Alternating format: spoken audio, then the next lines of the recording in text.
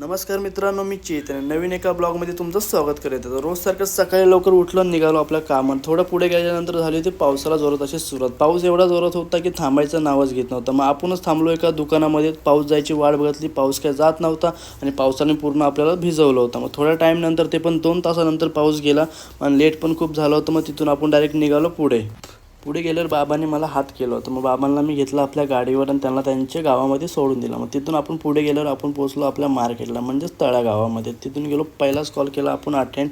तर पहिला आपल्याला काही चांगली ऑर्डर भेटली नाही. मग तिथून गेलो नेक्स्ट मेडिकलला. पुढे जाताना आपल्याला दिसला किल्ला. तर तळेकरांना किल्ला कोणता आहे आपल्याला कमेंटमध्ये नक्की सांगा. तिथून आपण पुढे गेलो नेक्स्ट कॉलला. तर तिथे घेतले आपल्याला चांगल्याचे ऑर्डर भेटले आणि तिथं आपल्याला एक बाबा भेटले आणि ते बाबा आपल्यासोबत काय बोलत होते नक्की ऐका.